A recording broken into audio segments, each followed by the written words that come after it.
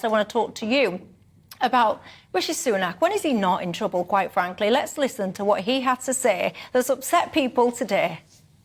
How do you transpose that culture from places like Silicon Valley across the world, where people are unafraid to give up the security of a regular paycheck to go and start something and be comfortable with failure?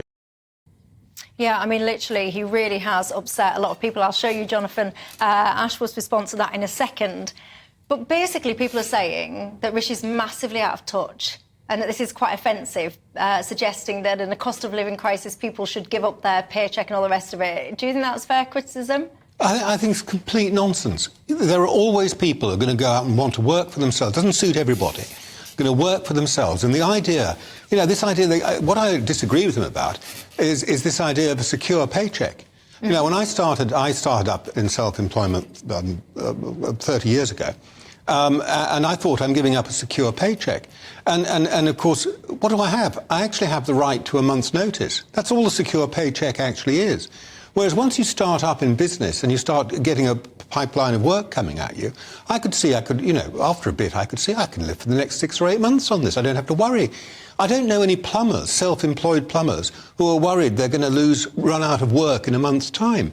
But so this idea that, you know, you're giving up a secure paycheck, you're giving up a month's notice period to have a chance to do something that might be more rewarding for you, and you should be encouraged to do it. What's wrong with that? Let's look at what Jonathan Ashworth had to say, if I can bring it up, on Twitter, or X, as we now call it. I think, have we got that?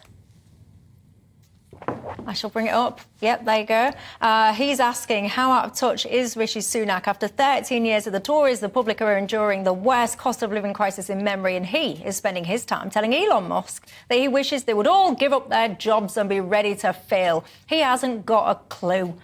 See, I read that and I just think, pack it in, misrepresenting things. He doesn't want everyone to fail. What he was talking about is there is a culture in America, like I won't do an American accent, the American dream, where people are you know, very confident, think that yeah, you know what, I'll take that chance, I'll do that business. And when or if they fail, people in America don't laugh at failure. They don't go, oh, what a loser. They get inspired by failure because they go, at least he tried, at least he had a go. Now let me have a crack, let me try and do it, and actually keep going until you do succeed. But I think the problem was he talked about it in such a way, the tone was like, it's just so easy. It's an easy thing to do. Look, give up the security of your monthly paycheck and go and start a business. And you know what, if it fails, who cares? Just sort of pick up where you left off. Well, yeah, it goes some way with what Daniel says, but I think it is slightly tone deaf, because when you are somebody who is worth, what's he worth, 732 million or something like that, slightly less than Daniel, I know. When you're worth that kind of amount of money, then of course it is easy to say, oh look, let's try that, no, let's try this, because, you know, if I fail, I'm not going to struggle to pay my mortgage. I'm not going to struggle to put food on the table for my kids.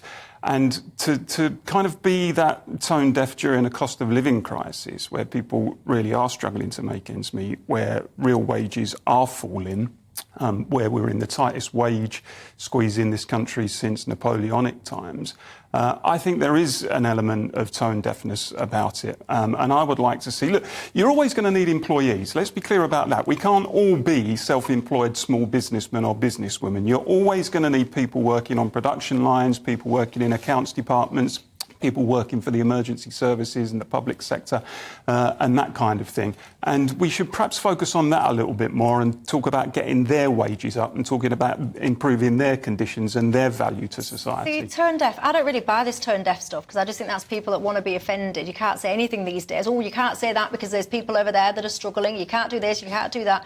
Is it tone deaf? Am I wrong? I've completely, totally failed to understand what this argument is about. And I will disagree also with the Prime Minister and you a little bit on this. This is not just an American thing. There are people in this country who are entrepreneurial as well. It's not something we have to copy from them.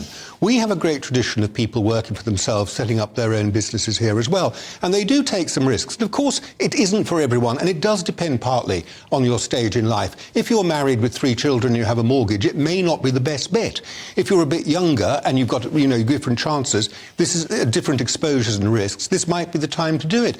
We should be encouraging it. That's all he was saying. How do we encourage it more? And I'll give give him an answer as well how you can encourage it more. You could stop HM Revenue and Customs cracking down on self-employed people as if they were criminals, which is what they tend to do.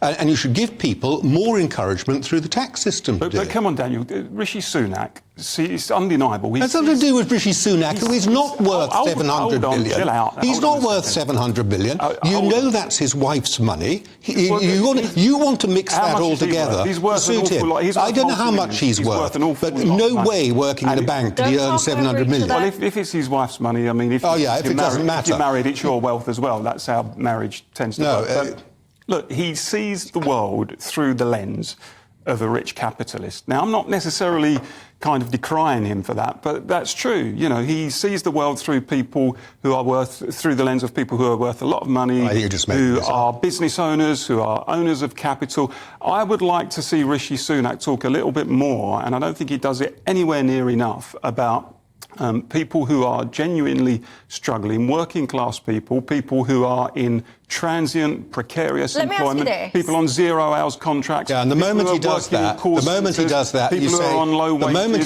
you say, how can he have any empathy with them because he's a rich bastard who earns 700 million? Language, everyone, tea time. Let me ask you. You're just making sure he can't win. It's complete made up. You just make this stuff up. You have no idea how he sees the world. It's not.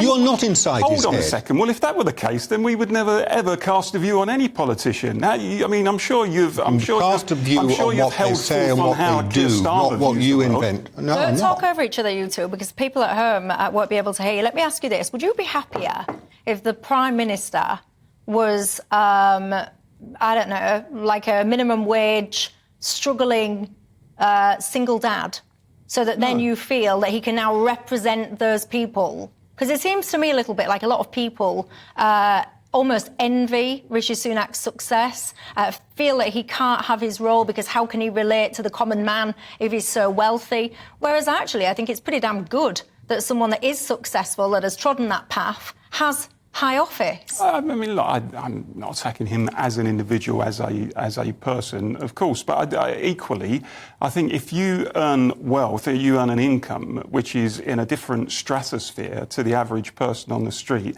then by definition, it's difficult to have empathy with the daily stresses and strains and struggles that the average person is going through. And I think the second thing, actually, is that, you know, grotesque inequalities in wealth and income, which is what we've got in this country at the moment, are not only morally repugnant, but actually they're not good in terms of economic performance. All of the international data shows that widening inequalities are accompanied by reduced economic performance. I don't like to see vast disparities in wealth between the Rishi Sunaks, who are worth multi-millions, and the ordinary average person. I don't think that's healthy for society. Well, let me ask you, the ordinary average person that's watching this, does it bother you how much money the Prime Minister is worth? Do you feel he can't steward this country properly because he can't connect to some of you guys, some of us guys?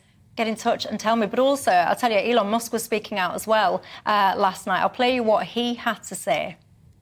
There will come a point where no job is needed. You can have a job if you want to have a job for sort of personal satisfaction, but the AI will be able to do everything. Would you, if you didn't need to work, would you still, do you think, go out and work?